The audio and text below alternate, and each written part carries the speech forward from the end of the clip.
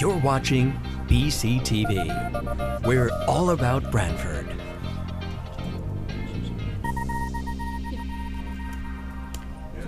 You're watching BCTV, Branford Government Television, a service of Branford Community Television.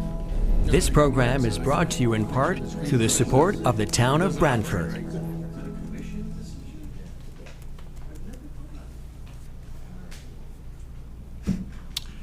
Good evening. My name is Peter Basserman. Wait a minute. Good evening. My name is Peter Basserman. I am chairman of Branford's Inland Wetland Commission. I want to call the meeting of the Inland Wetlands and Watercourses Agency to order. It is Thursday, July 8th. It is 7:01. We are meeting at the Community Center. And let's see, some housekeeping rules. Socially distanced seating. Please adhere to the chairs that are set up for that purpose. If you're vaccinated, you don't need to wear a mask. We are no longer operating under Executive Order 7B, so we are meeting in person this evening. Let's see, my understanding is that these microphones are good for the recording of the meeting, but if we only use that, you're not going to be able to hear. So any commissioner that is looking to speak will need to use this microphone, as well as any member of the public or any presenter that needs to use the podium also needs to use the wireless mic. Before we get going with the agenda, I want to welcome a new commissioner. Seated to my left is Commissioner Melissa Papantones, if I said that correctly. You did. And next to her we have Clarice Begerman, and Eric Rose is next to me. And we have staff members, Jamie Frederick and Abby York. Anything else that I need to address at this point? We do have a recommendation for the commission to consider adding an item to the agenda. Yes, but before we do that, let's look at the minutes of approval, and then we'll go to the agenda. Sure. So with the packet that was sent to the commissioners, and the meeting minutes were also posted online, we have minutes from our prior meeting, June 10th. Hopefully that has been reviewed, and I'm looking for a motion to accept those minutes. I make a motion to accept the minutes. Is there a second? I'll second. Any discussion on those minutes? Any corrections, deletions? Hearing none, I'll take a vote. All in favor of approving the minutes of June 10th, 2021, say aye. Aye. We don't need a roll call on that, do we? No. Okay. All right, we have an agenda. The agenda was also posted on the town website. It is the agenda with a file date of July 7th. And before we go down through the July 7th agenda, as Jamie Frederick indicated, staff indicated, there is a request to add an item to the agenda. 118 Damascus Road, the Tisco School. We've received a wetland report that was to be brought back to the commission after it was received. So discussion of, or review of that wetland report and discussion of a possible. Use the mic.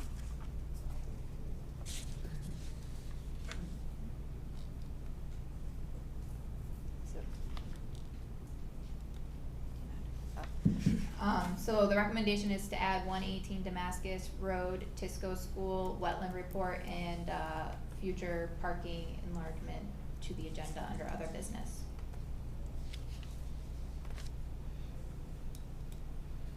Does any commissioner have a reason not to want to add that to the agenda?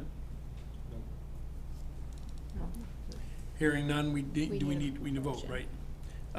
So all in favor of adding the soils report review regarding Mary Tisco to the agenda, say aye. Aye. Aye. Okay, there's no no's? No no's. All right, now we'll go through the applications for receipt. First up is Inland Wetland 210605 to 26 Old New England Road, the construction of a new single-family home. Is there somebody for the applicant here? I don't think anyone's here for the application. They are working on getting some of the outstanding information, but the part of the outstanding information is the actual wetland delineation, which has been done but not added to a site plan that's been submitted to the department yet. Done recently? Yes, it was done like a week or two ago. So the site plan had just the approximate wetland location based off of the NRCS data, which is very rough and approximate. So, but based off of that information, I think that it's likely the commission would want to set a site walk. The activity, the limit of disturbance is basically right up to that wetland limit. So the applicant did request that the commission consider whether or not they want to set a site walk before the August meeting, so that way that could move forward. You do have a reduced size copy of the site plan that was mailed out to you, and if you want, we can pull out the full-size plans for you to take a look at. Anyway, you have a comment? Jamie, just, does it work now? You could probably also No, try you just believe. talking really loud. Just project. As long as everyone can hear you. I'll wait till somebody complains. Jamie, you said that there is not a site plan with the flagged wetland line. So what is being represented on this site plan that I'm looking at? Because there is a wetland line on here. So that line is the approximate wetland line based off of information that was available in the town's GIS, which is derived from the NRCS website, which is done at very large scale. So it's not meant to be used on an individual site-by-site basis. Is that noted? The origin of that information, is it noted anywhere on the site plan? That it's not? There is a detail saying that it's derived from the town's information.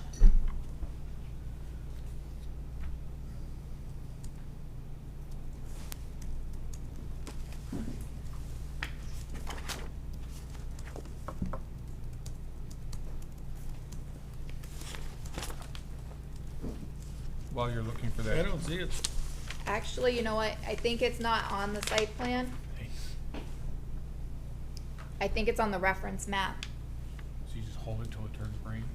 Got it. There's something that says wetlands. So, I'm sorry, Jamie, what did you say? I don't think that the note's actually on the site plan. It's on the reference map that this site plan references. And I received confirmation that that's what it was. And they have had a soil scientist out to the site, so the flags from the soil scientist are on site now. They just haven't been added to a site plan that we've received. So I guess I'm a little off topic here, but I have a sort of a procedural question that, you know, we have a site plan submitted to us, albeit it is stamped by the engineer representing a wetlands line, and in this case, it's not a flagged wetlands line determined by a soil scientist.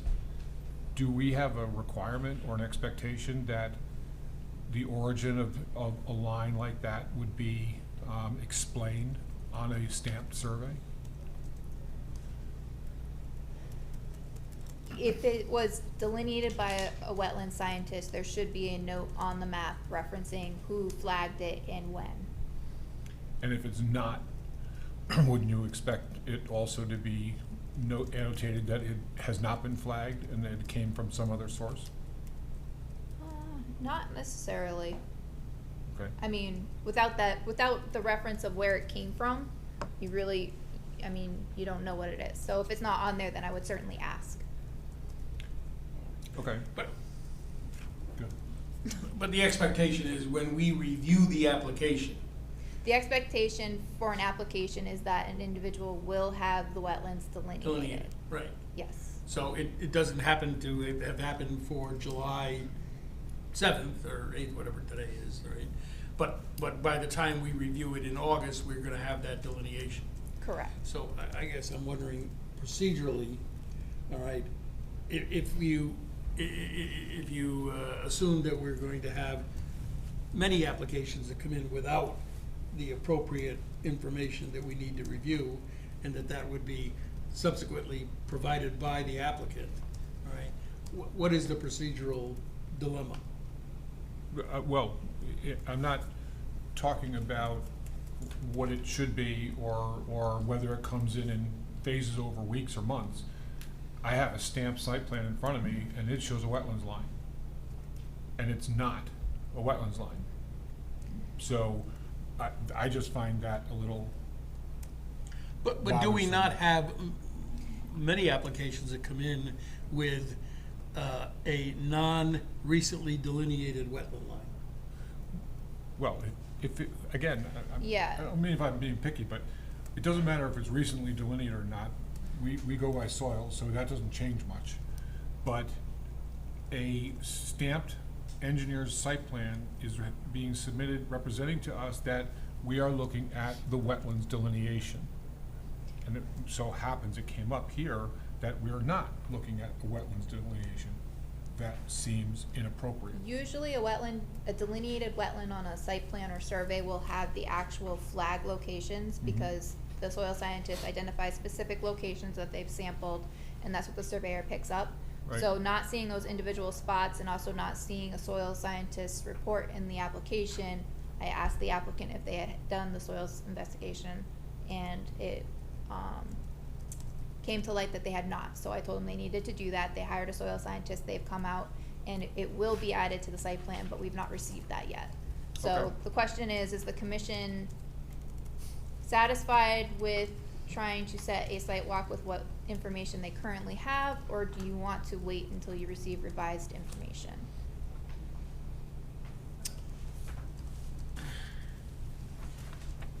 I guess, but logistically, we would,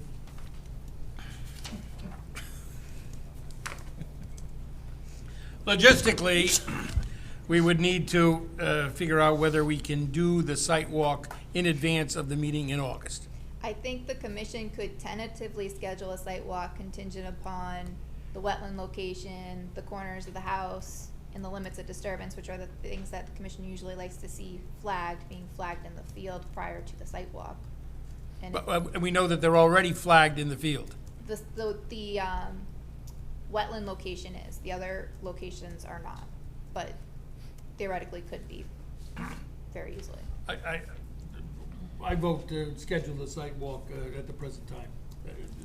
I agree. That good with you guys? Yes. Sure. Okay. When do you So, want to do that? yeah, what day are you guys thinking? The site is on the other side of town, so I don't know that you wanna do it the same day as the meeting, but usually you look at either the Thursday before or the Saturday before if you're not doing it the day of. Well, the way the weather's been going recently, it rains on the weekends. So, you wanna do it that Thursday before?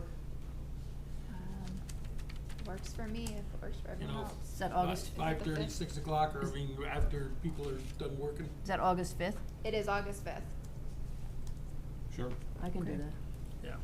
What time, sorry? What time is good for everyone? Make it happen. 5:30? Sure. 5:30. Great. Thank you. All right, next up, Inland Wetland 210606, 8 High Plains Road, regrading of yard, removal of trees, and the placement of a rear deck. All right, so we do have somebody present for that. Some of this activity has already occurred. We received a call about some activity. And so I requested that they have a soil scientist do an investigation for any wetlands on the property, which they did. The activity is very close to the wetlands. So we have site plans, which I believe were mailed out to you, and you have, and there's also pictures which are in the packets that you had on the desk today, of what the site looks like, and in those pictures you can see some of the wetland flags. I believe it's pink or orange tape.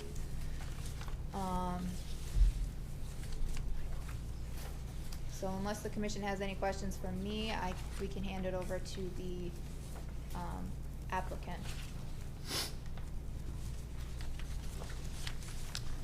Does the applicant want to enlighten us? Yeah.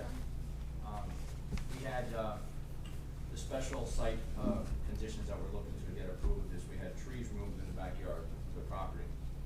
And at the time that they were, okay, do I need a mic? Yeah, No, just we're 1 good. second, sorry. I don't know, it's supposed to turn green. We all need a mic. Wow. Yeah. Maybe not, or just the podium. Would that work? I don't think the podium No, amplifies. right. Just talk loud. Talk loud? Well, I think for BCTV. Okay, so we had trees Oh, removed. actually, yeah, no, BCTV needs to be able to hear you, so if you can go up to the podium. Okay.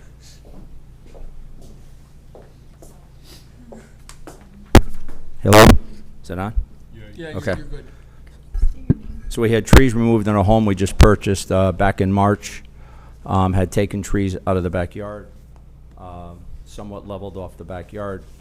And at that time, it was noticed that there was wetlands behind our property and somebody else's property, and had to apply for special conditions for the fill that we brought in and for the oak, mostly oak trees that had been there, which had been removed from the property.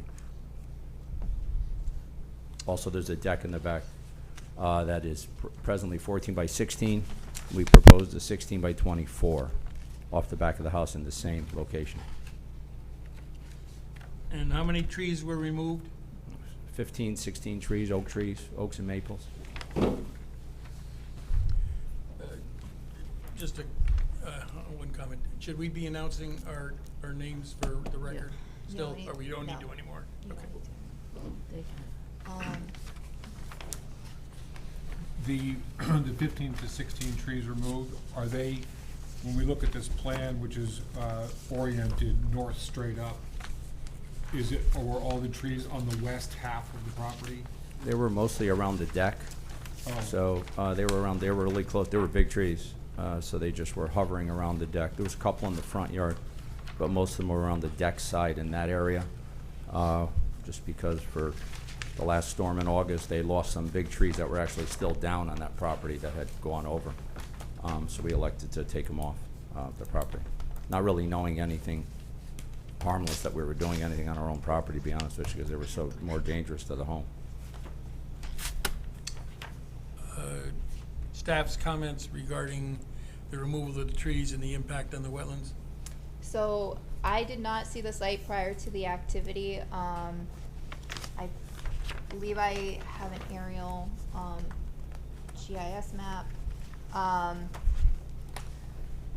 So there were definitely trees removed and some regrading of the backyard right up to where the wetland is. If you're looking at the site plan, the wetland's on the western side of the property, almost in the middle, just north of where the deck is.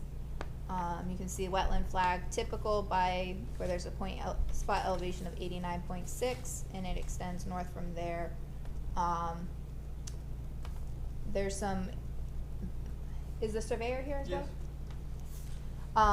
So there's some proposed grading which currently goes through the wetland area, which I've talked with the surveyor briefly about on the phone the other day, in regards to pulling that out of the wetland area. If you look in the pictures, you can see that there's the slope of the fill is adjacent to the wetland edge, and there's some rocks. So if somebody is willing to speak a little bit to what the plan is with that, so that way the commission can get an understanding. And I told them that I would expect the commission would want A, the grading to be outside of the wetland, and B, for some sort of planting plan in the area adjacent to the wetland area. Yeah, concern regarding the removal of substantial trees and the shade that provides now is no longer there. Are we looking for large shrubs, or what's the recommendation gonna be? I think that they should consult the soil scientist that they hired for the wetland delineation for a recommendation. And that the concern of shade for the wetland is something that they can consider. So the request is to discuss the plan, especially, I guess, the rocks that are shown in the pictures? We had talked about that. We had a grading where every 3 feet, I guess, was a 12-inch drop slope. And so there is a wall there's an old stone wall that is there on the property. The site work contractor who did the work, any rocks that were on the ground, he brought the stone wall so it was more on our property and didn't want to go over the other side of the property. So the question was maybe taking the grade, it came up in a conversation, I think before with Jamie too, of taking the grade and having a slight slope close to that rock wall and kind of taper it all down. The question was, in which direction does it need to be tapered? Towards the wetlands, so it's running off towards the wetlands, or as opposed to back to the property? So that was the other question we had. So my excavator said I could move that rock wall closer on top of the other rock wall that was there. He just took loose rocks that were on the property and he wanted to be on our side of the stone wall. So that came up in a conversation to grade it, and Paul Stoll, who's there, he happens to be the A2 survey who did the work there. That was what was discussed, and we proposed that also in doing that.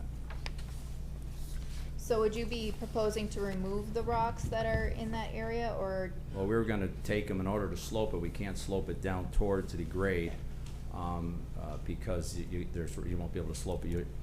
What we're talking about doing is taking the rocks that were there and bringing them closer to the existing wall and moving them more so we could actually grade that property down towards the old wall. Okay. So I'd have to get an excavator back in there with the backhoe, with the equipment to move the rock wall that's on my property and bring it closer exactly to where the old rock wall is, and put it on top of that wall. Okay, so further south. I'm sorry? So move the rocks further south on the property? Further south, yeah, or west, this would be more West, right? That's on the west, On the west side, yeah. that's the rear of the house, it's the west side. Right, but, so I guess what I'm just making sure is you're not gonna move them into the wetland, you're gonna move them No. south to where the pre-existing rock wall was. Really to the property line, is what we're, So right now, you're east of the west property line. correct. You put it inside your property line. Yeah, we didn't want somebody You're saying the rocks are asking- over on my property, so we stood, made sure we were short of that the existing rock wall that's there. And when I look at I see the loosely placed rock, and it looks like you filled to the top of that rock. Correct. So you brought in 18 inches, 24 inches of fill? Correct. So And you- in that area, kind of behind the driveway where it was low, in that area. The other side, the right side, the northwest side, the grade is higher. That was always on the higher side. It was a low area with it really, So yeah, the area that was disturbed is from behind the driveway, west to the rear property line, and north to, you can see where it says approximate begin fill, curved around from the deck towards the wetland area. So, the planning and zoning has a requirement that slopes can't exceed 1 foot rise over 3 feet run. So that's what they're looking to adjust with their grading from what's currently on site. So, my recommendation looking at this site plan is that the proposed contours get pulled away from the wetland, so that way they're not grading in the wetland area. And then that 3-to-1 slope would go up from outside of the wetland area.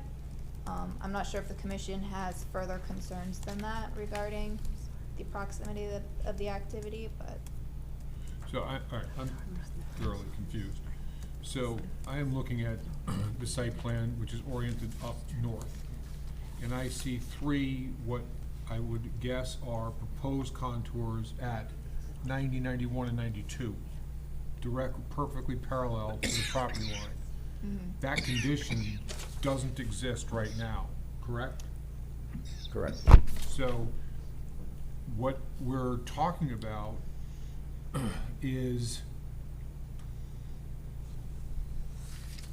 raising the grade we see in these elevations another 2 feet and rolling it down to the back of the stone wall that's there. Forget removing the stone wall, let's just talk about the one that's sitting there. That's what I'm seeing on here, is 2 more feet of fill up to elevation 92 and rolling that down quickly to the back of the stone wall, because the rest of the property grades to up to 93, 94 well below zoning slope requirements, so nothing is needed over most of this property. But the problem is gonna be bringing in 2 more feet of fill and wanting to have it dive off. So they're actually looking to do the opposite and pull the 92 further away from the property line. So, well, if I look at what I see in this picture, and the fill is at the top of the wall, I'm looking at elevations that are reading 91 in that approximate area, and the new parallel contours from 90 to 92 are going up from the current conditions, not down, In that, right? No, that's not correct. Okay, so, please, is that right? here, let Full me, size.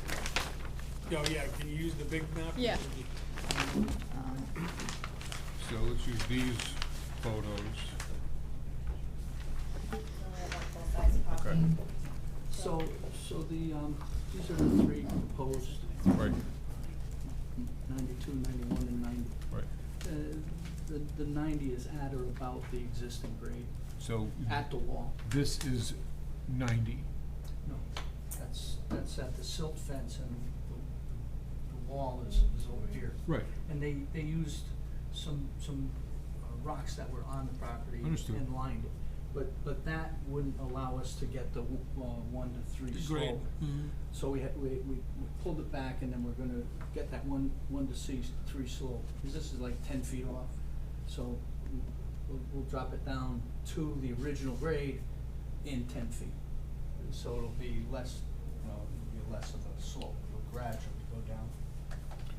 And the original grade being what's on the low side of this stone Yeah. wall, which is 18 inches to 2 feet Mhm. below the top of this wall. Right, and right So you're now- talking about undoing what's Well, yeah. already been done. Right, because the slope is a More greater than slope, greater it's like than- 1 to 2. That's what those red slopes indicate. So it's too great a slope, we're moving it back, he's gonna get the dozer in and level it off, nice, a 1 to 3 slope, like, that's the max required. Do we have an idea how much total fill is being brought in? I think he's got it by the truck. It was like 416, I think he did 416 or 430. No Yards. additional slope. Cubic yards. No additional fill will be needed, this is all just shaping that's occurring. Pulling it back. Right. and right here, this is the wetland line, this. Oh, sure, you gotta green bring line. that up. Yes, so the My eyes are 90-foot old. contour currently goes through it, so my recommendation was that this get Pull it bumped back out further. a little bit further, Yeah. so that they're Uh, outside of the wetland area. And actually, I already did it, and I'd like you to take a look at it. This is yours. Oh, is this it, or? Yeah, it's already done, and I know there's gonna be a couple other things that we'll do, but just so you have it. Alright. So Yeah. is, so you're taking fill already behind the wall, and because of zoning, you're pulling it out from behind the wall. Well, we're just gonna. And regrading it. Shaping it, yeah, It's a zoning issue. right. And we already stepped in the puddle here as far as we're concerned. So now they're going back in the puddle and playing around to make zoning happy. And, I mean, where do you see all this? So I think it's also an opportunity to have this grading pulled out a little bit from the wetland edge. And on that shoulder, probably. Following the flag create line? a nice spot for them to do some wetland And if buffer you're planting. concerned, we could put a silt fencing right along Yeah. the boundary when we're shaping that, so you won't get any silt runoff. Yeah, an erosion control of some sort would need to be placed at the bottom of the length of that, the slope work to be done, which should be added to the site plan, which I'll follow up with you on. So are you, at the end of the day, are you suggesting that the toe of the slope follow the wetland flagged line? Right now, it pretty much does, if you Right. look at it. And I talked with the soil scientist about his investigation, and, to the best of his, he doesn't, it's hard for him to tell. He did do tests of where the fill was brought in, but he only uses a hand auger. He doesn't think there was any direct wetland impact. If there was, it was probably within the area of where the rocks were placed. So by taking them out and bringing that grade back, you're creating more of a natural edge to that wetland area, and it also satisfies the zoning requirements. So at this point, we need a document, a plan, that shows the regrading, the planting plan, the erosion controls that are gonna be put in place while this activity is undertaken. And did we miss anything else? Well, so the clearing, which is substantial, was 100% in the upland review, right? Yes. So we have complete clearing of the upland review and now filling and so forth right up to the line. I guess, I see parallels to other situations we haven't yet come before us, and so here it is. It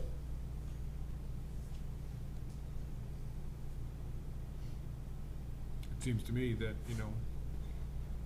without permission, they've done what other people are asking for permission to do. And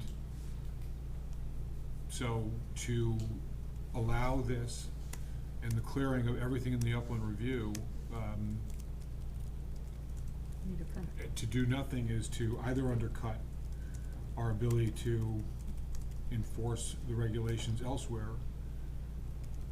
or we're agreeing to allow things elsewhere.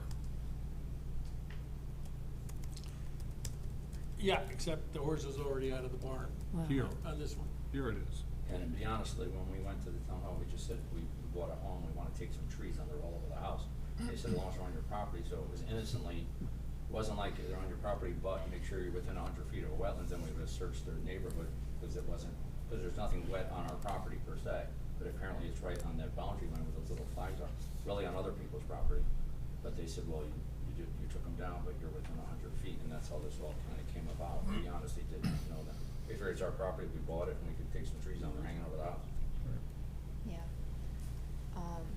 Yeah, the first thing when I notified the owners of the possible violation, because I hadn't been on the property, I didn't know for a fact whether or not there were wetlands myself, because we didn't have anything. In our GIS, we have a water course a little bit further away from the property shown, but we did not have anything in that location in our GIS information. And they have been working with me to getting to a resolution. I do think a planting plan is an important piece of this, given the amount of activity that has occurred and how close it is to the wetland area. And I did have a brief conversation with the wetland scientist, and I mentioned that that was likely something the commission would want, and that if so, the property owner would be in touch regarding that. So he knows that that's a possible thing, and he said he'd be more than willing to work with them on that, so. I don't know if the commission has anything particular they're looking for, or if they're just looking for what the recommendation of the soil scientist is for the planting plan, how extensive you're looking for, or if you wanna see what they come up with and then reflect on whether you think it's adequate. And I think it would be important for the soil scientist to be present at the next meeting so that you can ask any questions. From my standpoint, the burden is on the applicant to provide a plan. Yeah. At this point, that would satisfy the commission that appropriate measures have been taken to put back as much as practical something that protects the wetland in the form of shrubs and plantings to that purpose. And then obviously update the plans to reflect the grading, so that we have it as built for the record. So is that to say they should go ahead with the grading they're proposing while they develop a planting plan? No. Okay, so No. nothing No. happens until a planting That plan wasn't gets. clear, Thank I'm you for sorry. clarifying. Yeah, But- that all has to get reviewed in August. To the extent it meets the commission's approval, then they go forward.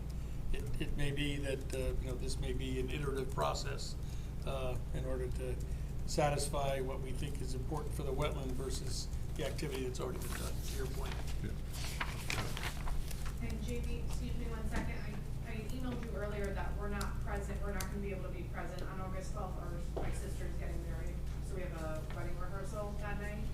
So does this have to wait now until September? So there's two options. You could either table it, request to table it till September, or you could have an agent attend on your behalf. So if you're comfortable and your professionals are comfortable, representing the application, you could theoretically have it continued to the August meeting, but that's up to you guys to decide.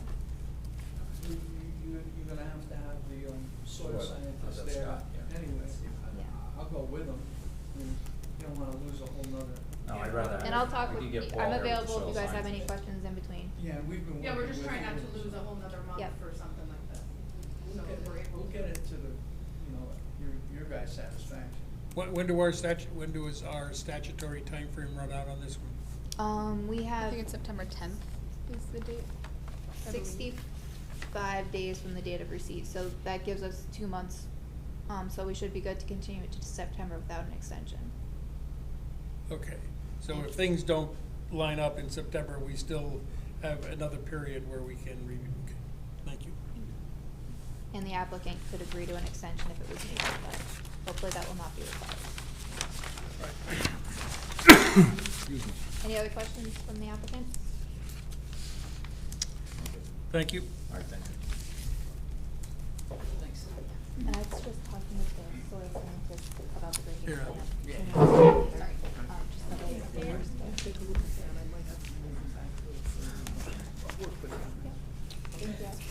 Next up, inland wetland 210701, 294 Leeds Island Road, the construction of a new single-family home.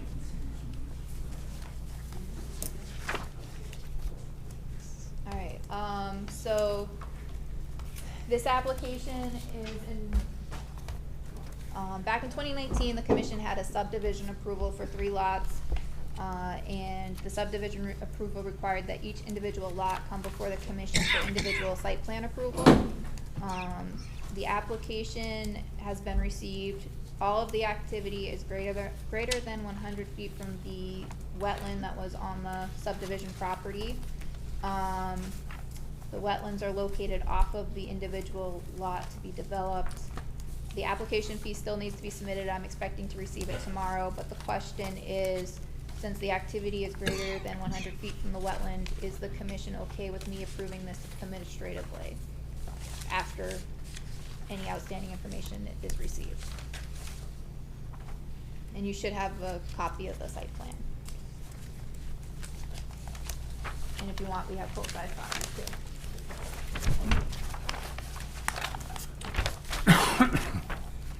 Has this been our standard practice when things are outside the 100 feet?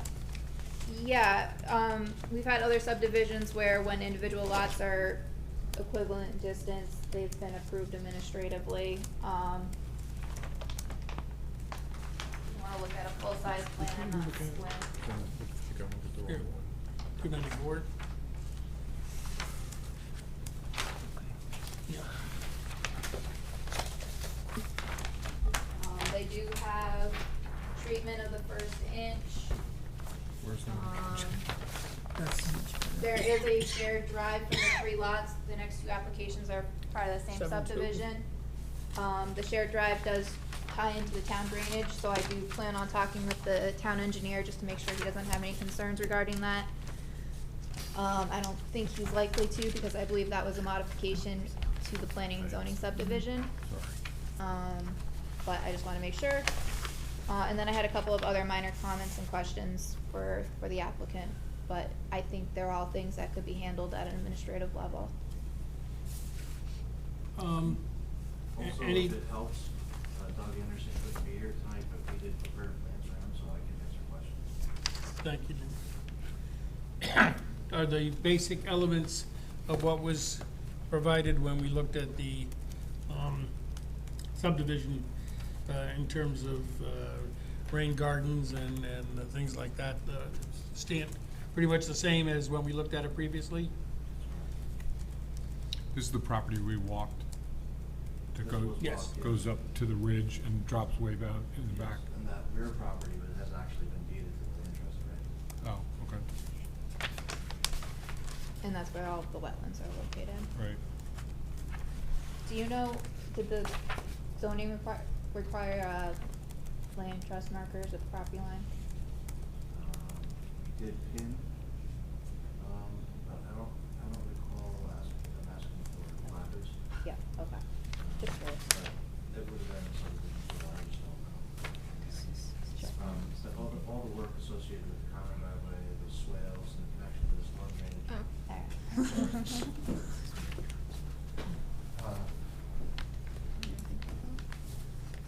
All the work associated with the swales along the common driveway and the connection to storm drainage, I did walk that property with the town engineer at that time. Okay. And that's how that came about. And all that would have to be done as part of the subdivision approval. So, some of the, I saw the email today to Doug about basically, the question one, there were some parts to it. All those are basically addressed on the subdivision plans. Okay, so we might need a copy of those latest subdivision plans, cause we don't have those. And that's in our fine, files. I'll make sure you get an extra copy. But yeah, we're sticking to the same limits, and the houses are basically the same spots that were in the subdivision. The only thing is that extra we showed on there was a possible future pool area, just so they wouldn't have to come back for that. Pools may not even happen, but just trying to save some efforts here. The plan is, we staked the tree line, have you been up there with him? I have not. We did stake the tree line, after Jamie walks it. His plan is to clear the trees for the three where the houses are going, kinda right across, and use the wood chips in front of the silt fence along the east side. Cause there's not a lot of purchase, on that side for the silt fence to be towed in. So as an extra measure, he's gonna, do a wood chip berm in front of the silt fence all along there, which will actually kinda stay better to the, rough terrain. But that's his plan. Does any commissioner have issue with this being approved other than administratively? No.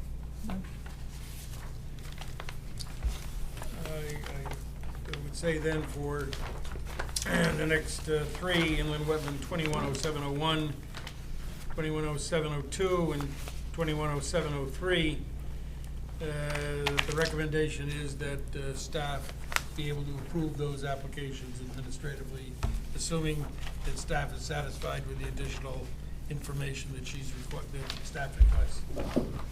Any objection to that? No. No.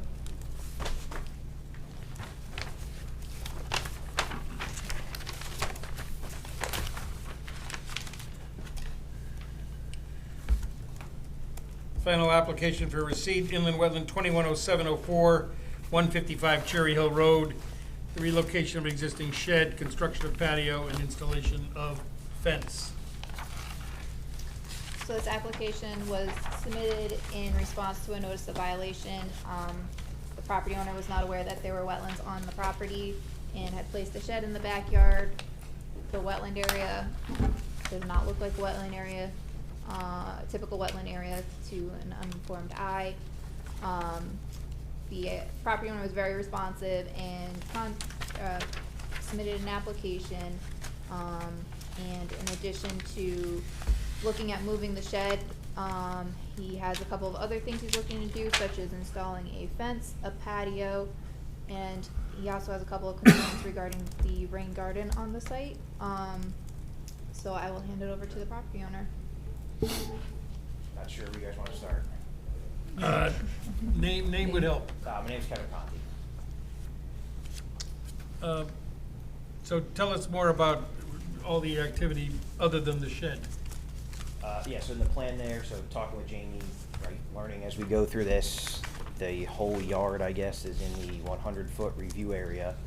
So as we're addressing the shed placement, we wanted to also bring in front of everyone the future plans of the property we have within the next several months for the patio, putting a fence in, and obviously the proper placement of the shed. So the drawing you have there shows all of those three items.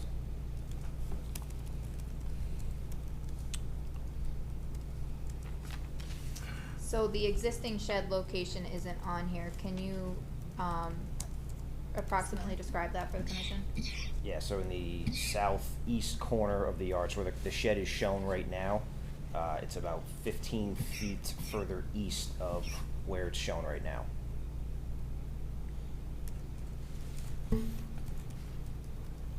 Is it in that corner of wetlands, or is it on the upland review? It's in the wetlands. It's in the wetland, existing is in the wetlands. Yes. And the fence will go completely around these three sides and follow the wetland line? I'd love to put it to my property line, but I guess that's not gonna be an option, right, because the wetlands line is there, so. Yeah, you're showing it. So I'm showing it plan following. the wetland line. Yes. Yeah, okay.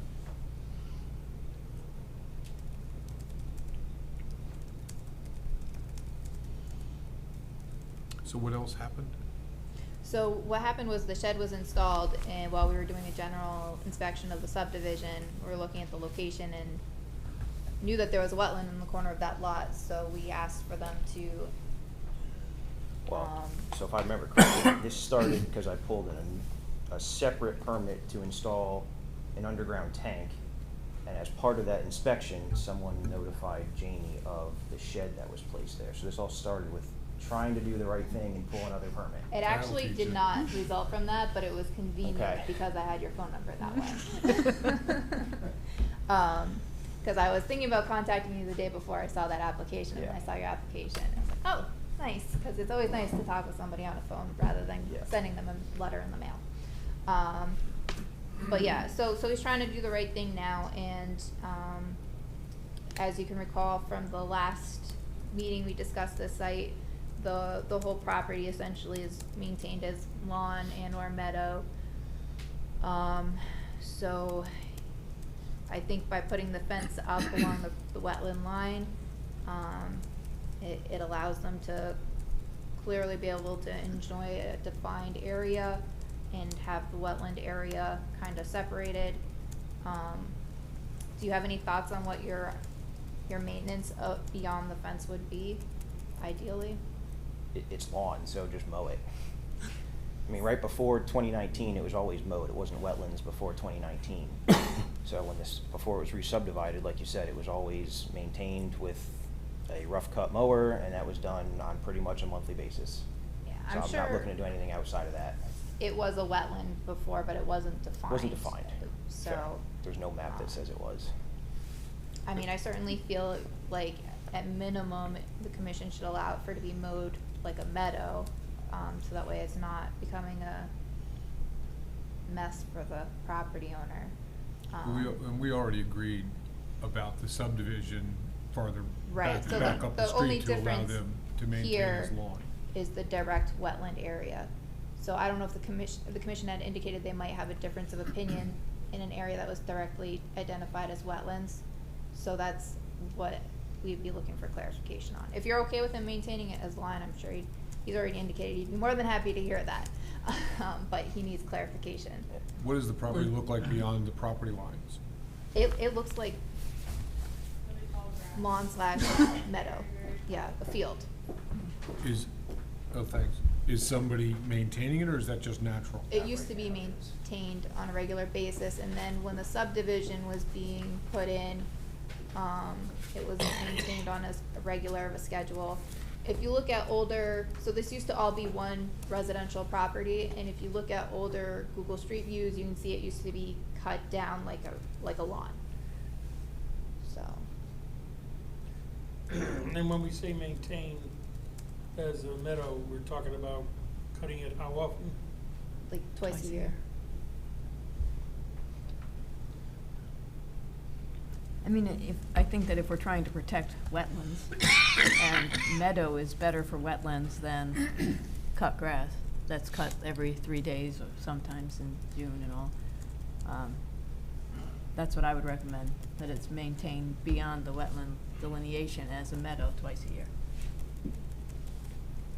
It does seem like a lot of trouble to go to continue to mow the triangle while everything on the other side of your property line is gone to meadow. Do you object to the idea of letting it go back to meadow like everything else did? So my main concern right now is the insane tick population that is coming in that area. The amount of ticks I pull off my dog, my son, that's my concern with keeping the grass long. So I would be open to if we could maintain a set footage off of the fence line as a lawn to kind of put some type of break. If that's a discussion point, I would love to have that. And it keeps it neat. I mean, I have to maintain the backside of the fence, otherwise things are just gonna grow through it and creep and crawl up the fence as well. So there's gotta be some level of maintenance on the inside and the outside. Well, could you move the fence another foot in, and then you would mow on it? I'm not interested in moving it off my property line. I thought it is off the property line in the corner. You talking the back corner? Yeah. I'm already off my property line. I don't wanna encroach any more on my yard than I have to. All right, there's already that portion of the yard that I'm not gonna be able to use now. How much square footage are we talking I don't know that number in offhand. that triangle?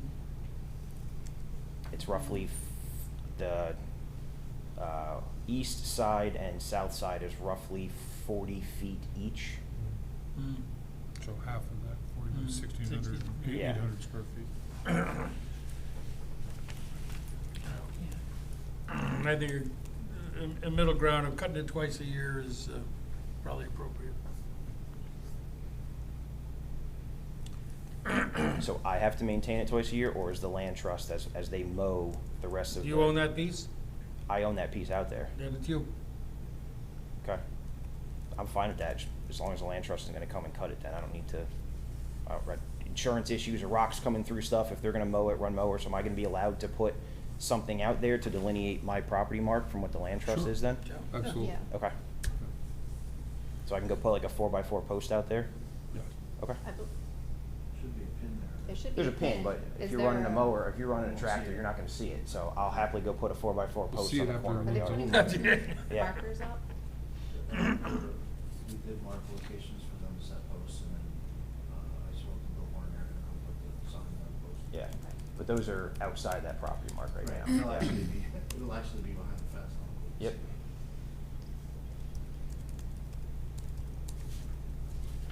Are we good? So this application is for receipt.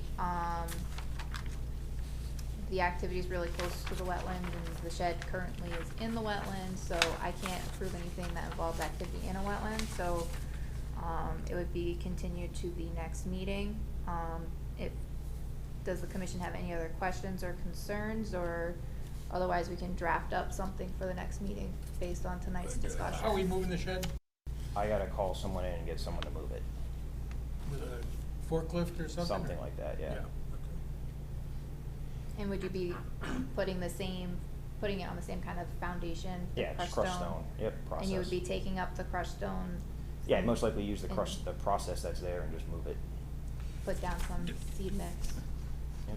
Do we have anything on record that indicates, how we're moving the shed and talking about the crushed stone and? It's industry standard, so if you call Atlas Fence, that's who does this. They have a special tool that comes in, big off-road tires on it, they don't Saying, make is there anything on the ruts in plan here. that indicates that? No. Okay, so I think we would like to see for the next meeting what the plan is to take care of the shed movement, the fence, the meadow, the triangle part in terms of how it's gonna be maintained, so that we have a record of what that is. So I want to repeat this back, make sure I got it. So you want me to send a narrative of how the shed's gonna be moved, like a step-by-step, where they're gonna come into the property, what they're gonna do, how it's gonna be done? You want me to give you like rough dates of a month I'm gonna mow the triangle? Sure. And then, do you want pictures of the fence, or what did you want with the? I don't know that I need pictures of the Okay, so fence. you're- Anybody care? No. What kind of footings are under the shed? Is it just? It's just on its structural 4x4, sitting on Okay. a crushed stone Yeah. base. Nothing into the ground? No. Nope, freestanding structure. An Anything email else? sufficient for that information? What's that? Is an email to staff sufficient for that information? Sure. You, And we need something on the record. Sure, yeah. Aren't we on the record now? Aren't we videoing and I recording mean, this? the alternative is Paper to make it record. For the conditions of file. approval. For the file, so that when we're long and gone, Hey, Internet never dies. Do you want to have him just sketch on, or maybe Jamie can do it, just sketch where the shed is? Doesn't need to bother a surveyor to do it, he could just draw it. No, but if Right. we had that as an update to Yeah. the site plan showing the distance that it's moving would be great. All right, so I'll just pencil in on that Yeah. drawing where the existing one is. Yeah. Jamie, Yes. are there recommended times of the year for 2 times the mowing? Because, Yes, and usually it's early, I think it's early spring and late fall, Right. but I can look that up and send the recommendation. yeah. Yeah, if the land trust is gonna cut theirs, I'll be out the following day. You don't wanna have the. Nope. Thank you. What about the rain garden? Do we have time to talk about that? Sure. So my, I guess question and concern, I'm trying to figure out, my understanding is that this commission, set forward the ability to build the house that's there with the understanding that a rain garden's gonna be present. My concern now is the rain garden doesn't drain. So I don't know if the engineering that was put in front of this commission is adequate, or if it was built not appropriately and through all the inspections it was missed, but I have standing water for weeks on end in this rain garden, and right after today's storm, I have almost 2 feet of water in this thing. So right, they're supposed to drain 36 hours, they're not supposed to hold water. I have aquatic life growing in this thing now, so I'm trying to figure out what to do. Happy to have you guys out to the site and look at it as well, if you'd wanna come look at it, but this thing floods my entire yard. So the rain garden is not in the wetland. Correct. Yeah. And no. it's part So of you a- can see the You can rain see it on the garden drawing. I saw it, Yeah. and it's part of a previous permit So when application? Frank put the permit in to build the house, I had asked him questions about how we were gonna manage the stormwater. The first conversation was underground dry wells, then it was infiltrators, and it landed on my shocking surprise of this giant hole in the backyard that is now the rain garden, but it's not built as a Not rain designed, garden. okay. So my question is, I don't know where it was missed, if there was exceptions that were granted by the committee to build it and design it this way. Was it missed during the inspection process? Is that why it doesn't look and act and function like a rain garden? I'm just trying to figure out where to go with this, because it can't stay the way that it is. So, this is a little off topic, or off our topic typically, but the rain garden is part of the construction of the house. Yep. It was done under your building permit. Now, I take it from one of the sentences in your comments that the house was built on spec and you bought it. More or less, yes. So, when you signed up to buy it, you thought you were getting dry wells, Yep, and you ended up with a rain garden. yep. That's between you and the developer, but you probably already signed releases and that's Yep. over. I own the house now. I'm So- past that. It's really a building department issue. You're dissatisfied with it. Well, so my question is, if this was the commission that we are only allowed to use rain gardens, is what my conversations with the builder have been. So the direction those conversations have been No, going no. is, You could do dry wells. I do them. I'm a builder in Branford. I do will 'em. happily show you the email correspondence where he specifically cites this commission that says, you shall put a rain garden in. Do we have a record of that original permit? So, I'm looking at the original permit right here, and so, there's a little bit of history with the stormwater management for the subdivision. Originally, a grass swale was proposed as the stormwater management. By the time of this application, so as part of the grass swale stormwater management, the commission was concerned about water, whether or not the water would percolate. So they were to do test pits or come up with an alternative design, and the alternative design that they came up with was a rain garden. So this commission approved a rain garden for that original permit. Yes, so it is a rain garden. When was that? October 2020. So I do remember a property where it was labeled as a swale, and I took issue with it being labeled as a swale. And we relabeled it as a rain garden. Yeah, that wasn't this. It wasn't? That was something Yeah. else. Okay. So, I mean, you know, obviously, whether a rain garden is discussed by us is a function of the fact that it was in the upland review. Yeah, so well, that and the fact that the commission has a requirement that the first inch of rain be treated on site. Sure. So, Even if the you even wanted the to building modify permit the rain garden, and look at possible things to reduce the amount of standing water over a long period of time, you could talk with an engineer about modifying the design, and possibly have that be a modification either to your current application or the application, for the site itself. Since that's where the rain garden was approved, I think, would the commission agree that that could be a modification of the existing permit, since it'd be, or rather than a new permit? Before we go there. Assuming that it's not like a complete design change. Right, I'm just wondering, do we have a record of the perk test for that rain garden? I think, I don't have the records in this file, but I think, if I recall correctly, the decision was that they either had to do the perk test or change it to something else, such as a rain garden. So I don't know that the perk test was done. The rain garden was in lieu of that. But don't you need a perk test to get a rain garden to work so that So it that drains? they brought in. No, you just need to build it sub- correctly. Fair. So, There's, question, do we have a regulation that requires rain gardens? no. No. Well, your We have a stormwater regulation. management plan has it in there that you prefer rain gardens, so that's on the.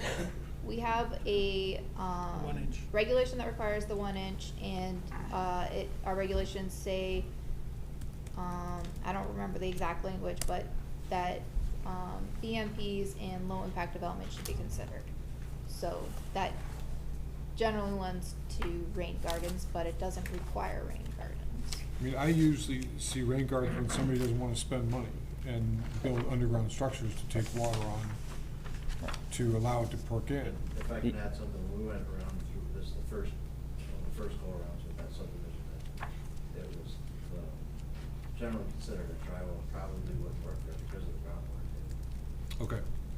Because there are at times of the year. Now, this property, this is, because I was wandering around up there, and I drove past this house into the end where it just Yep, just disappears dead ends. into the woods. Yep. This is, isn't it relatively sloped? It generally slopes to the man-made ponds that are there. So the house kind of sits on the ridge, it slopes to the road, and the backyard generally slopes out to the man-made ponds. So this rain garden is kind of in the downward slope towards those ponds. And the water table is generally a Generally problem high. up there. Yep, it's generally high. That whole property, that's why there was a lot more wetlands there than anybody knew about, Yeah. because they mowed it as lawn forever. Right. At least 50 years. Yeah. And, but there was times of the year, I'm sure it was soft. Yep. So, when we did go up there doing some walking around, at the subdivision, application, we realized that underground galleys or drywalls were just not gonna probably work. Right. They were just gonna fall out and stay put. So it had to be some sort of an open air type of situation. And I think we had swales on there originally, and then it was, as part of the discussions, what could the rain gardens, the rain gardens normally act more like a septic system where you're excavating out the entire area and you're putting in something that's looser in there, so it has a lot more time to get in the ground. Having said that, I don't know what the final grades are look like, so when it fills up, it is supposed to run out and Overflow. water just in the depression, till it can evaporate or get in the ground. If it's a bigger bowl and there's a bigger pond there, then there's something wrong. Yeah, so the answer to his question really is, it's not operating correctly, it's probably not designed and built correctly. He needs somebody like you to figure out what's broken and how to fix it, and then you can So- talk to everybody that you need to get it done. I would love if you would give me the blessing to go work with the builder and get the lemon of the rain garden that is there corrected. I just don't want to be stepping on toes that I shouldn't be stepping on if I need your blessing to go fix and correct It's in this. the upland review, you still have to come back, Right. sorry. But it doesn't work to begin with, so is it? No, I'm not saying, Well- I'm just saying that whatever you plan to, when you figure out with engineering help what the solution is. I'm fine with the rain garden. I just want the one that's there to work. But, So, I got it, but you gotta construct a rain garden that works. Right, so if I go back We with need to the, review that. Right. I think the first step is also just confirming that it is built as designed, because if it's not, then Right. you still have the approval to build it as designed. that's, you said it better than I've been saying it. If, can I go poke and prod at this without getting in trouble to figure out how it's constructed? Sure. If sure. it's constructed incorrectly, do I need to come back to this commission to construct it the way it's on the plan? Or can I just work with the builder to go correct that? Well, I'm sure you take great joy in finding out it was built wrong, and you can call Jamie and tell her. So the one thing I would say is, I did tell you could remove the silt fence because it's all stabilized. If you're gonna end up digging to correct it, then you would need to reinstall the silt fence until everything is stabilized again. Okay, And we can talk about that sure, more at a later time if you have any questions, okay. once you know what it is you're trying to do. So I have to put the fence up to go poke at it, though? If I'm gonna have him come and put a shovel into it, do I need to put a fence up to Well, do that? To figure out how it's If we're talking constructed? about a hand shovel, I'd say no. If you're Okay. talking about a piece of equipment, then yes. All right, just looking to define what disturbed is. So if it's a shovel, that's fine, I'll go do that. We'll see how it's constructed. Okay? Thank you.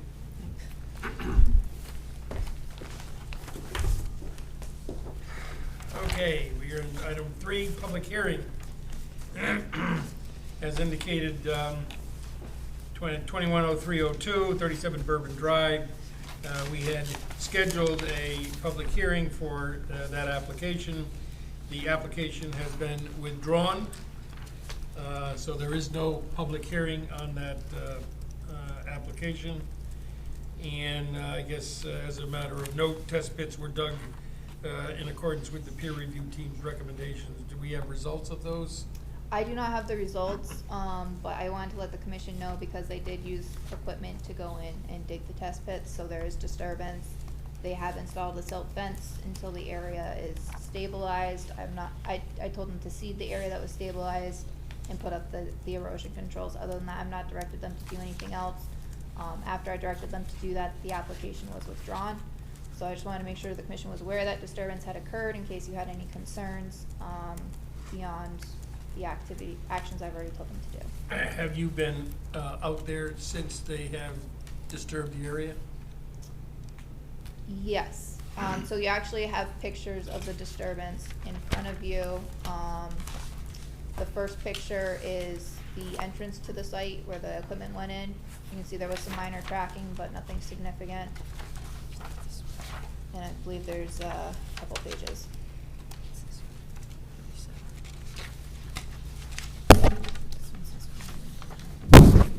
And it looks like it was contained. Yeah. And I did talk with the soil scientist after going out there, cause I was concerned, cause the activity was close to the wetland. Yep. He confirmed that he did, he tested the soils while they were out there to make sure they stayed out of the wetland area, and that the route they took, the equipment they took so that they wouldn't be impacting any trees or significant vegetation. So, I think at this point, Is there any link between the test pits and the withdrawal of the application? I don't know for sure.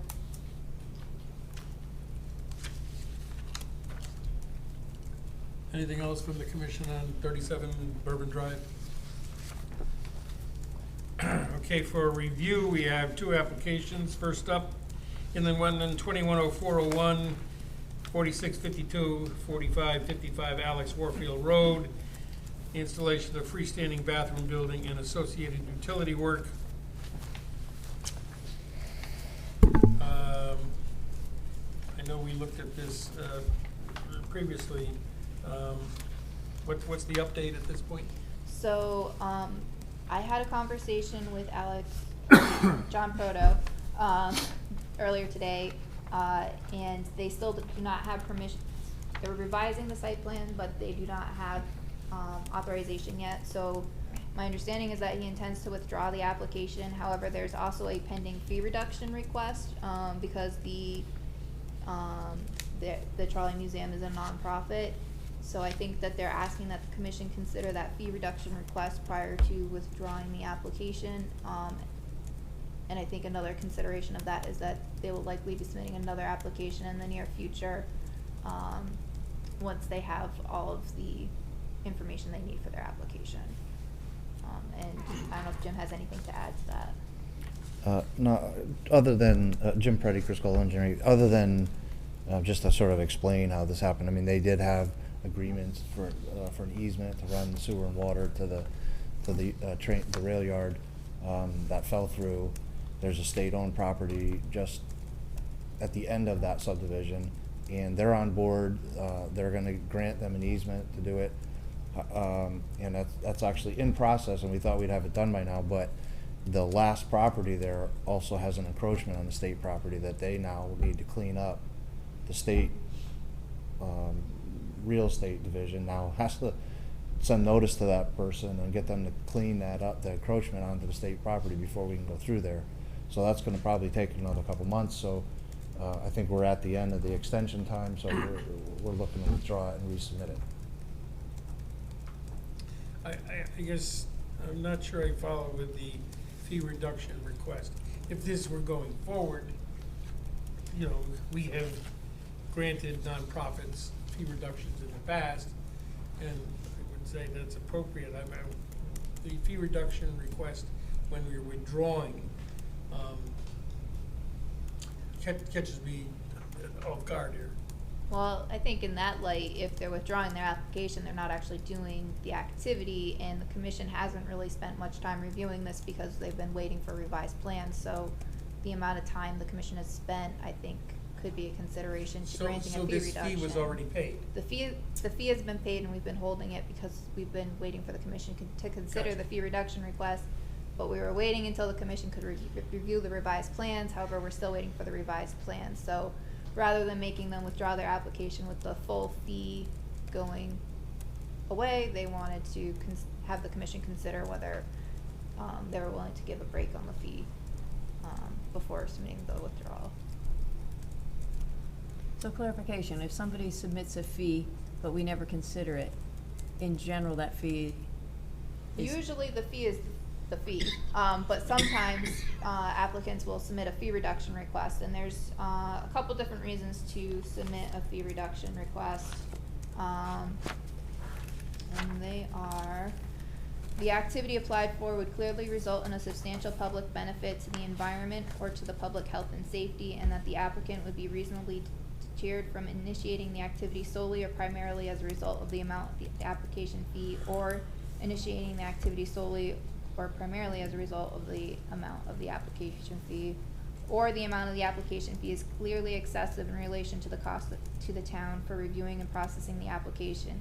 The agency shall state upon the record the basis for all actions under this section.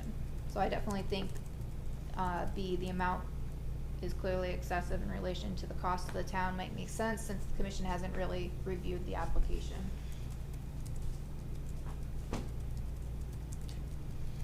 And in the regulations, is there any standard nonprofit fee reduction? No. No. Okay.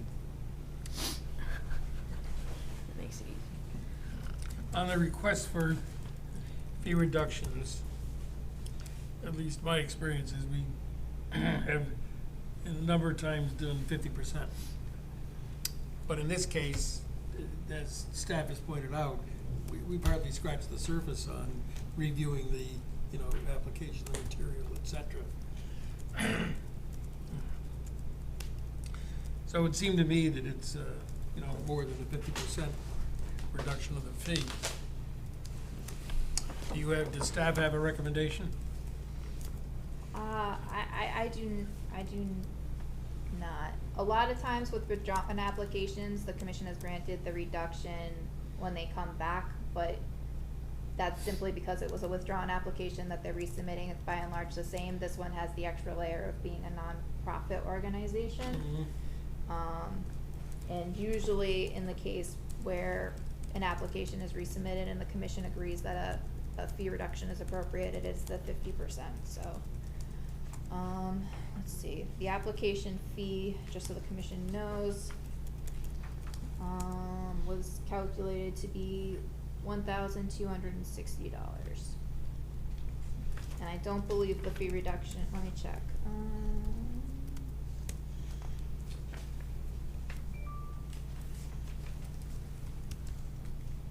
Trying to just look up whether the fee reduction request identified a requested amount. We did not request an amount because, you know, we asked the question because they're nonprofit. We didn't know what was appropriate.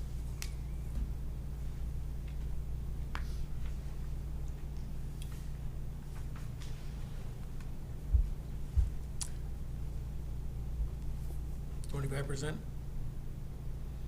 Reduce it to 25%? Given the amount of time that was spent in the nonprofit aspect and the fact that they're looking to come back. Anybody have an issue with that? Nope, we'll get them the next time. All right, let's go with the Uh, 25%. Yeah, we need a motion for that. I make a motion that we acknowledge the fee reduction request by, hang on, Inland Wetland 210401 to 25% of the original fee. I second the motion. All in favor? We have to say why, right? Yes. Because the I'll amend the motion, because the application only had a cursory review and the standing of the applicant as a nonprofit. So we'll go again. Is there a second on that? I second the revised motion. Any further discussion? All in favor? Aye. Alright, and so we've just received a letter withdrawing the application. And so we'll just need the revised check for the revised amount so that we can return the excess fund. I'll call you. So, you want to return that check and get a new check? Or we can do, we'll talk about it.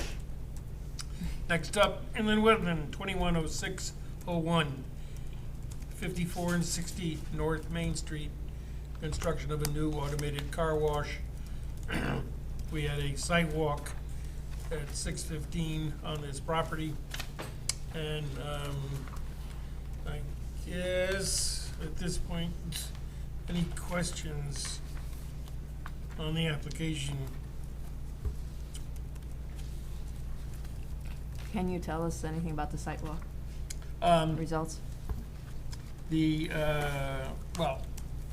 applicant said that they were gonna be moving the limits of disturbance to I'm trying to remember which side, I guess it would be the east side of the concrete blocks that were there. The piles have been removed that were there previously. We got an orientation of where the building was going to go and how far back. So I think it was just an update of activities that have been on that site and confirmed with the site walk. For the applicant team, would it be fair to say that commissioners that weren't able to attend the site walk, if they want to swing by the site, they can, if the item gets continued? Absolutely. We're basically, we're here while you're answering questions, but there was some additional information that was submitted, a landscaping plan and drainage report. I know the town engineer will have a thorough convocation this week, so there's no way here to review this week anyway. So, as much as we'd love to get a motion, I don't think we can. Yeah, I would agree, the town engineer should review the stormwater calculations before the commission makes a decision. So, I don't know if the commission wants a presentation tonight so that they can have any questions, give the applicant any feedback, or if you, and it's up to the applicant if you wanna give just the, presentation, to make sure that there's no holdups next month. We did go over it last month. I don't, were you here? Mhm. You were. Yeah, there was, I mean, we could kind of run through it again if you Everyone has a copy of the revised site plans, reflecting the landscaping and the drainage, so. I think for the sake of time, we can review that when the material is available at the next meeting. When was this Okay. received? Enforcement activity, Yeah, I think we're still good on the timeframe. Oh, yeah, that was just last meeting. Yeah. Sorry. notice of violation 210601, 155 Cherry Hill Road, placement of shed and maintaining lawn within a possible wetland area. I think we've Yes, Gone so through I that think one. this has been addressed by the, application that's been submitted, unless the owner has any questions regarding status. let's see, and notice of violation 41 Bourbon Drive. Why is there not the normal nomenclature with that NOV? Notice of violations don't have Oh. numbers per se. Well, the one Is that above what- it, Except the one the one above above it. it. That's because me. Abby decided that That's she's my gonna bad. add nomenclature, which is Oh, probably a okay. good Sorry. idea moving forward, so. Yeah, I thought you'd pull a fast one. I assigned both Okay. of those, that's So on giving me. it a number makes it sound a little bit more scary. Sorry. But does the commission have preference as to how we move forward? Do you like the numbers? No numbers is great. Okay, sorry. November, 41 Bourbon Drive, removal of trees within the inland wetland upper review area and within the wetland area without an inland wetland permit. So, the commission may remember, this is, the address right next to where the public hearing that was supposed to occur tonight, is. And we had gone out for the site walk and a couple of trees had been removed from adjacent to the wetland area. So they were to come up with a planting plan. And I talked with, the contact person, responding to the notice of violation about the plantings, and so what has been planted is a silver maple, which is a good sized silver maple, and then there's, I forget if it's 3 or 4, I think it's 3 cypress trees. The cypresses are smaller than I had thought they were going to be based on our conversation. They are about 4 feet tall right now. So I had mentioned. Is the cypress a slow-growing tree? It's a fast-growing tree. I think it's I think, I'm trying to remember what type of cypress it is. It, is not a native cypress, but it's not an invasive or problematic one either. Generally a screening type tree. It does grow to a tree stature. But I told him I wasn't sure the commission would be satisfied with the plantings and that you might be looking for another silver or red maple or something like that. So I guess I wanted your feedback. Do we have a on- plan that shows the placement of those trees? No, I just have the pictures that are in front of you. Does this cypress have a canopy, or is it just narrow and tall? Pretty much narrow and tall. I think they grow to be, 10 feet wide. That just looks like a approximately. pile of. Yeah, right. So like I said, I told him that I think you might want another, maple type tree, or 2, and I said, if you're looking for 2, then it could be I mean, staggered over there time. clearly is enough separation to get a couple more trees in there.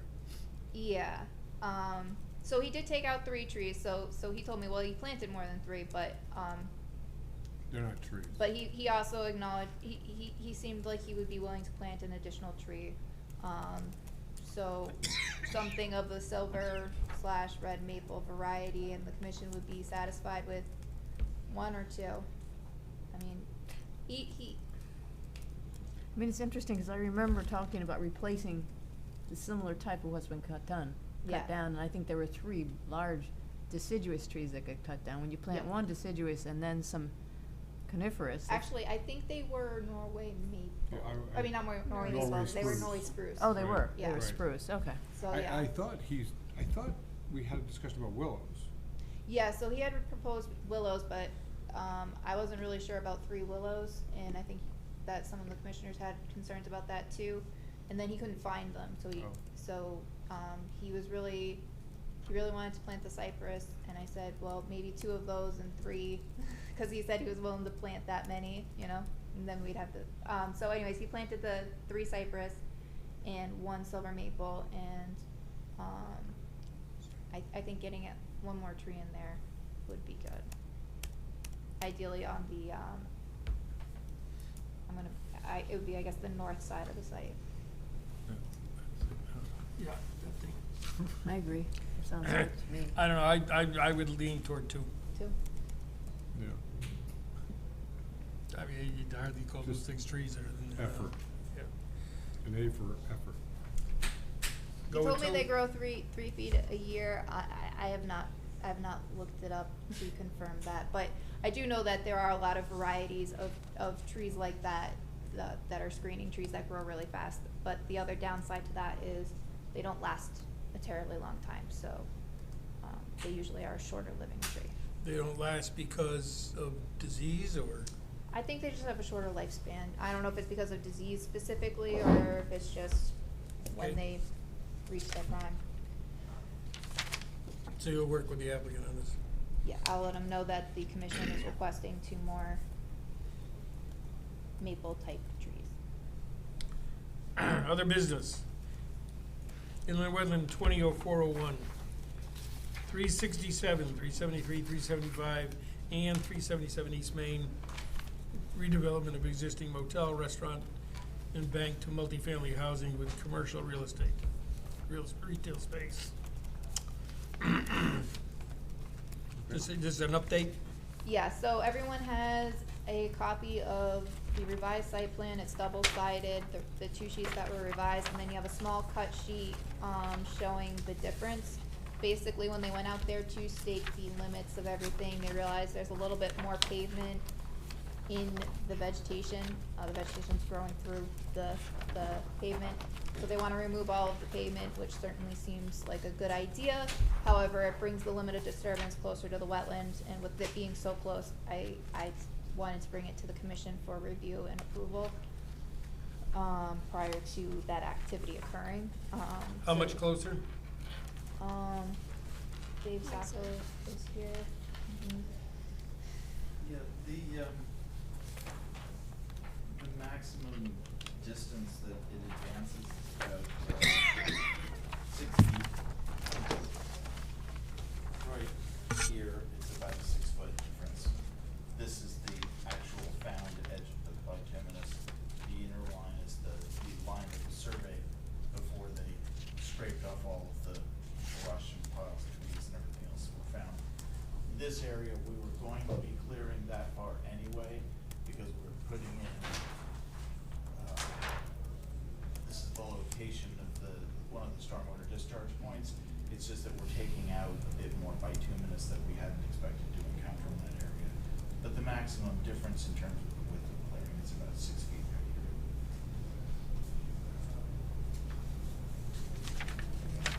With that, is there any? That's basically the only change?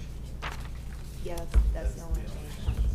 And is there any change in the need for change in silt fencing or anything like that? That's already there. The silt fence has not been installed because they found bituminous. Bituminous, yeah. So for now, the existing hotel building along here is still, they started the project by taking the bank down on Route 1, and this is on hold until we get a resolution. The plan is to set the silt fence at the new clearing limit so they can strip to that.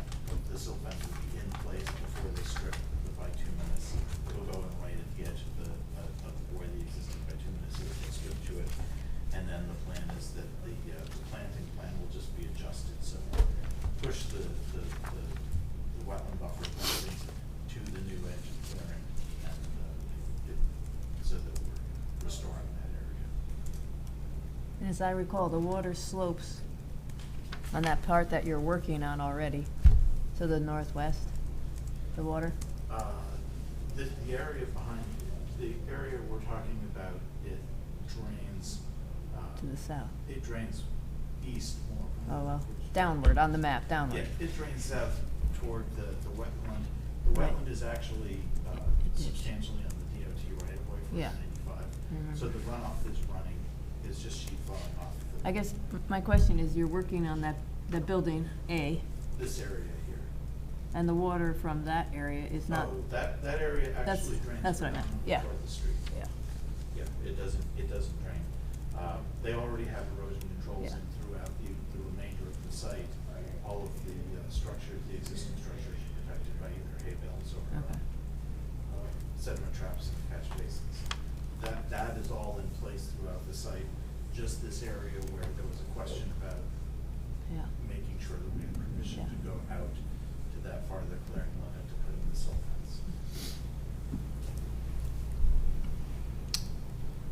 Anybody uncomfortable with the change? No. No, Thank you. Can we have a quick motion?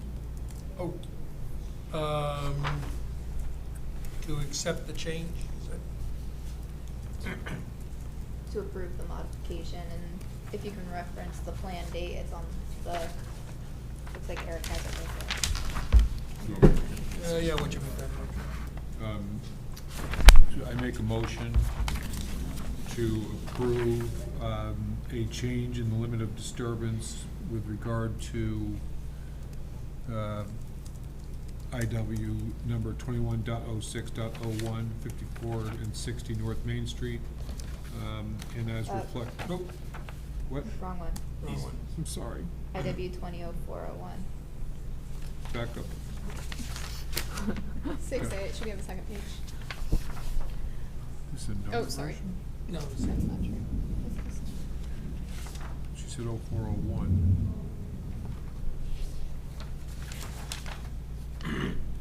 How is First one under 210401 here? 200401. No, we're Other on business? Other business.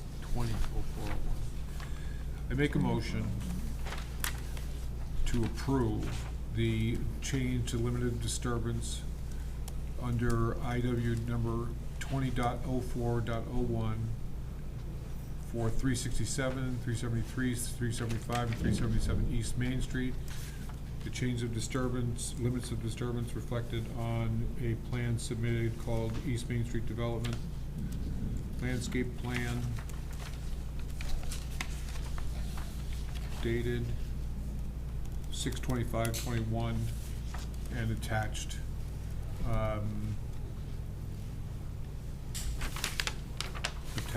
single sheet safe site plan titled 375 East Main Street, Branford. Is there a second? second. Any discussion? All in favor? Aye. Aye. Now there's an, I guess, an administrative item for paper copies. Do we want the paper copy of the minutes to be put in packets, distributed at meetings, or electronic copy only? Am I reading that right? Yeah. So we used to bring them paper copies to the meeting, but lately we've been putting them in packets. Do you have a preference? Do you like reading them beforehand? Do you like having them in hand to look at the meeting? Because we don't want to print them more than once. Or do you just, or is the email submission sufficient? I like it in the packet. I Ahead like of time? Or, okay. the way you've been sending them. I like it. Mail it out the week before? Sure. You know, because you do have to read them again. Okay. And we have the soils report now. So you have a copy of the wetland soils report in front of you. So basically, David Lord was obtained to go out and review the wetland location as it currently is on site, in response to a temporary tent that was erected, for COVID-related, activities, because there historically were wetlands in the area where that tent was. There are no longer wetlands there. It's been confirmed, and it's been confirmed that the wetlands all along that side of the property are no longer in existence. So I think it's like page 3 or 4, you can see a revised sketch of where the wetland limits are. There are 2 areas that are identified for restoration. Those 2 areas had some significant storm damage during the storms we had last summer. So there were some fallen trees that they had done some work with, and there's a little bit of additional cleanup that would help with flows and habitat a little bit as well, so that's what his recommendations are there. I think that there's nothing wrong with the I think the recommendations are good. So I guess what I'm looking for is any feedback the commission has, whether the commission has any concerns with any of the activity occurring, maybe a vote on, if you're good with it, approving the activity to occur. And then the other thing I wanted to mention is that I don't have a site plan for it, but I did talk briefly with Joe Carbone out on site. They want to enlarge the parking lot a little bit on the east side of the school. To my understanding, it would all be outside of the 100-foot review area from the revised wetland location. So if that's the case, is the commission okay with me signing off on that, as it's not likely to have an impact to the wetland? Is it in the area where the 3 is in a circle? I do not have a copy. Here. So on the one where he shows the actual wetland lines in red or orange? So my understanding is that the proposed parking lot enlargement would be, if you look, it would be within the white area, which is lawn area, in between the school building and where the drive is going back to the playground. And the playground is the pavement looking area in the back of the school by the wetland area. So, just above where the 30-foot contour is. So my understanding is it would be in here, and that people already parked there, and so they would just be creating an actual parking area. So it would be this area right in here. Yeah, that's my understanding. And I measured it in the GIS, and that is greater than 100 feet from the wetland, as sketched by David Lord. And the playground is in between the two.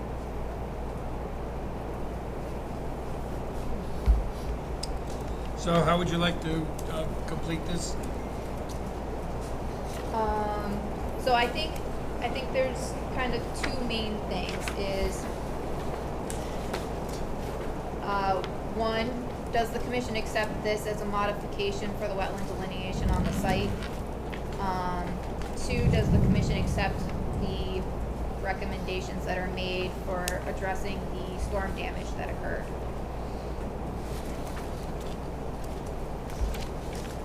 I think you could make one motion to address both of those things if somebody wants to string it together. So there is a process in the regulations. They're not for amending or changing a wetland line. Yeah. So my simple question is, does this comply with that process? Can't hear. Eric, I don't think they can hear you. Can't hear you. Yeah, right. So I said there is a process in the regulations This for is- how. yeah. Go ahead. No, it does not. Okay. So, in order to comply with that process, this would have to be added to a survey, and we would have to have a public hearing. So, Say that one more time. Why? because that's what the process is. The process for a formal map amendment, it requires, I can look at it a little bit more for the next meeting, and what we, for now, I think, so we've not really had a practice recently of doing the formal map amendment, but that's not, a lot of towns don't do it because it's cumbersome. Or some towns do it in lumps, groupings, and I don't think they do necessarily the formal public hearing. What have we done? We have not had a map amendment since I've worked for the town. Okay. So, Okay. Is the clean part of this the cleanup? yeah, so I think maybe we can set aside the map amendment part and table Right. that and discuss it later. And for now, address, give them let them know whether or not they can move forward with the recommendations for the cleanup and the restoration, and also whether or not, they're gonna need any additional information for that parking area, should it be in the area that I understand it to be in, or if you're satisfied with that continuing based off of the wetland information that you have here. And then I can look more into our wetland map amendment process in general for the other question. I'm okay with item 3, which addresses the restoration work Okay. with their recommendation. And I assume they want to get going on this, like now. Yeah, and I actually honestly have not talked with Joe recently, but I'm sure that they wanna get this work done while the kids are Right, out. out, and, I know that they also wanna get moving on the paving process as well for the parking lot enlargement. And I do have somewhere, I think it might have gotten lost on my desk.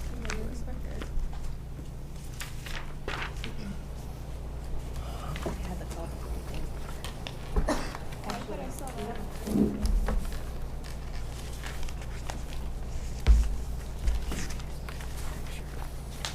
So this is the call before you dig that came out for, the parking lot. So you can see it's on the far side of the school in the area where David Lord, found that there were no wetlands. And no wetland soils removed after the development of the school. But that triangle is this. It's not, Yes. it's not this. So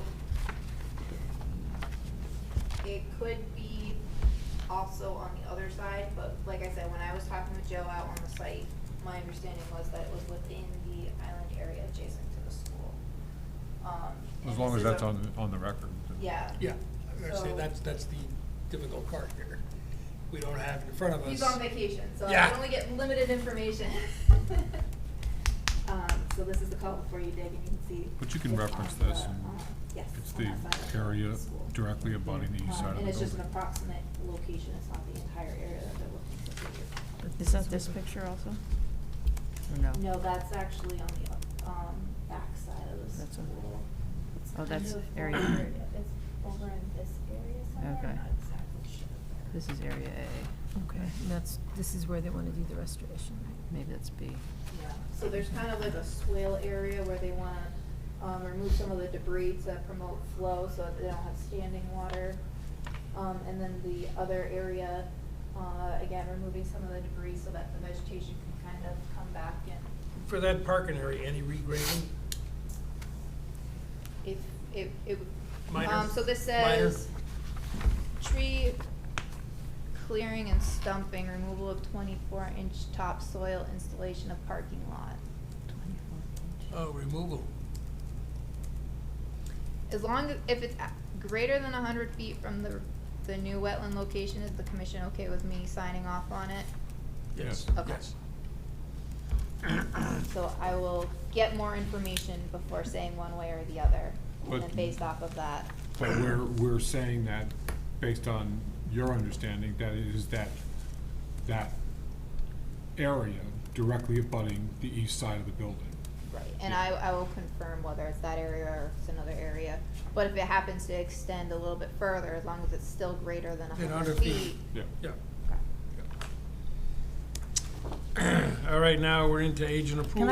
Can I just ask a question in terms of, we lost some wetland over time here in this area, right? And is there anything to be learned from, like, is there any theories that we can learn from about why that happened, and so that it doesn't happen in the future? I mean, or does this just sometimes happen when you? Yeah. So, yes to your last question, but that's not No. a good way to go about things. But I think it has to do with the age of the project. These days, we generally require as-built, where we would confirm that it's compliant, so there's a fact check to make sure that, what was approved happened. And I think that was, the process was a little bit more lax back when this got built. And my guess, without any facts to back it up, would be that this impact by and large occurred when the school was first developed. Yeah. Way back when. Yeah. And there's no evidence that the wetland was even flagged, right? Yeah, and when you look at, we do have an as-built of the site, and we do have the proposed grading plan, and they don't match. So that's the Okay. limited resource I have to think that that's probably been quite some time, and I think it was built in the early 90s, if I remember correctly, so. Thank you. Was it built or was it completely overhauled? I don't know. Well, I don't know, it might have been overall, Yeah. Didn't they completely redo Tisco and Mary Murphy? Yeah, Murphy and Tisco, Right. they did It was there, though. an expansion, Yeah, so. yeah, so, yeah, they probably There never was a documented significant it accurately regrading in the as part first of the place. activity in the 90s, and I think that's when it occurred. Mm. But the answer to Clarice is really, what we have processed today. Yeah. They didn't have process 50 years Yeah. ago. It just, it wouldn't happen again. Not the good old days. Okay. So I think the last thing is just, if we can have a motion regarding the approval of the, restoration work for item 3 of the report.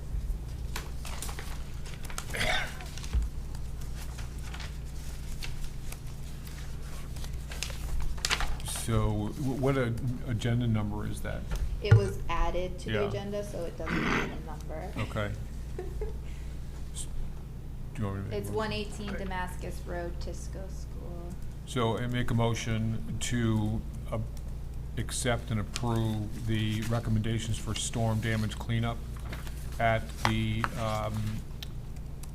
Mary Tisco School as represented on a document numbered SRC job number 2135 from Soil Resource Consultants, dated July 9th, 2021. Second. Any discussion? All in favor? Aye. Thank you. Jamie, the floor is yours. All right, agent approval, BRIW 210501, 32 Victor Hill Road, was brought to the commission and okayed for agent approval. I don't believe the work has occurred yet. IW number 210603, 93 Rose Hill Road. We received a complaint that there was activity occurring in that area. So we checked it out, and there was a septic repair going on. It was adjacent to the wetlands, so I had them get an inland wetland permit. It was an emergency septic repair. Usually we have those approved administratively. Requested it, there was erosion controls installed. We requested that they get extended a little bit, which was done. Everything we've asked for has been done, so that's been going pretty good. 80 South Montague Street was a residential addition. Pretty straightforward. There was a garage in between the addition and the wetland area, so I approved that administratively. 12, 16, and 20 Parish Farm Road were all single-family residences, which were brought to the commission and okayed for agent approval, as was IW 210602, 173 Hotchkiss Grove Road, which was demolition of an existing house and construction of a new home, which the site plan was modified to add the 1-inch stormwater treatment. Any questions? None. I have a question, actually.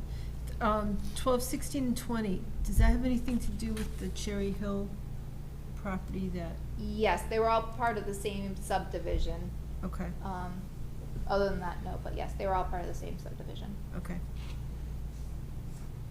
Although the house that she's asking about was built quite a while ago, and the rest of the subdivision is under construction now. Isn't that just accurate? I don't know if I'd say quite a while ago, but it was recently CO'd. Yeah. Yeah. And these ones are just getting their permits to break ground. Finally, correspondence. Aquarian Water Company, we get this every year. It's just a notice of environmental champions thing they run. We sent it out via email and it's available in the Dropbox. If you know of anyone that might be interested in making a recommendation, deadline is July 16th.